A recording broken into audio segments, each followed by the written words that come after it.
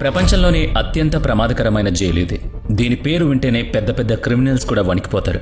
దాదాపు 80 ఏళ్ల క్రితం 600 మంది ఖైదీలు ఎలాంటి ఆయుధాలు లేకుండా భూమి కింద సొరంగం తవ్వి తప్పించుకోవడానికి ప్రయత్నించారు. ఆ ప్లానింగ్ నుంచి సొరంగం తవ్వే వరకు వాళ్లకు ఎదురైన సంఘటనలు వింటే మీ కళ్ళు కూడా చెమ్మగిలుతాయి. ఆ సొరంగం చివరికి చేరుకున్న తర్వాత ఏం జరుగుతుందో తెలిస్తే మీరు అస్సలు నమ్మలేరు. ఇక ఏమాత్రం ఆలస్యం చేయకుండా కంటతడి పెట్టించే ఈ రియల్ సర్వైవల్ స్టోరీని ఇప్పుడు చూద్దాం పదండి. 1944వ సంవత్సరం నాటి మాట అది. ప్రపంచం మొత్తం రెండో ప్రపంచ యుద్ధం మంటల్లో కాలిపోతున్న సమయం. ఆ సమయంలో పోలాండ్లోని సాగన్ అనే దట్టమైన మంచు అడవిలో స్టాలర్ లుఫ్ట్ 3 అనే ఒక నరకాన్ని సృష్టించారు. ఇదేదో సాధారణ జైలు కాదు. జర్మన్ ఎయిర్ ఫోర్స్ లుఫ్టవాయిఫ్ ఎంతో చాకచక్యంగా నిర్మించిన ఒక భారీ హై సెక్యూరిటీ కోట.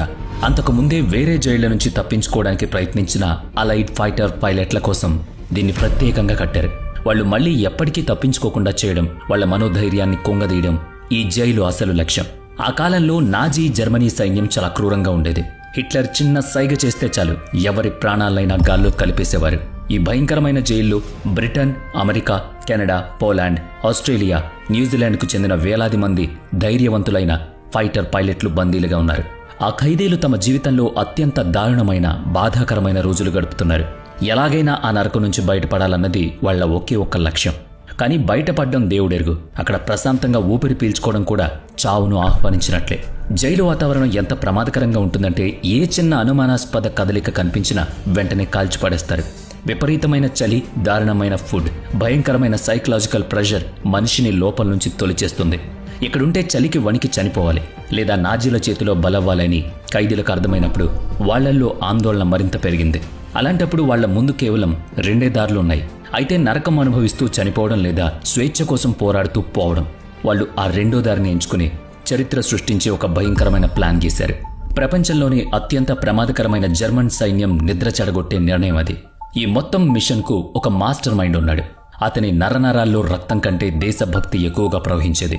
అతనే squadron leader Roger Bushell. British royal air force కు చెందిన ఈ ధైర్యవంతుడైన పైలట్ జైల్లో సీక్రెట్ గా బిగ్ ఎక్స్ అని పిలిచేవారు. 1940లో ఒక సీక్రెట్ మిషన్లో శత్రువులతో పోరాడుతున్నప్పుడు అతని ఫైరింగ్ జెట్ కూలిపోయింది. అప్పుడు అతనికి సుమారుగా 29 ఏళ్లు. అంతకుముందు చాలాసార్లు అతను వేరే జైళ్ల నుంచి తప్పించుకోవడానికి ప్రయత్నించాడు. అందుకే నాజీలకు అతనిపై విపరీతమైన కోపం. పదే పదే తప్పించుకోవాలని చూస్తున్నాడని 1942లో అతన్ని ఈ క్యాంప్లో శాశ్వతంగా బంధించారు. ఈ క్యాంప్లో అడుగు పెట్టగానే అదొక మృత్యుకూపమని, ఇక్కడి నుంచి బయటపడడం అసాధ్యమని అతనికి అర్థమైంది. అయినా సరే అక్కడి నుంచి ఖచ్చితంగా బయటపడాలని అతను గట్టిగా నిర్ణయించుకున్నాడు. ఖైదీలు ఉండడానికి కట్టిన బ్యారెక్లు కేవలం చెక్కతో చేసినవి. విపరీతమైన చలికాలంలో ఆ గదులు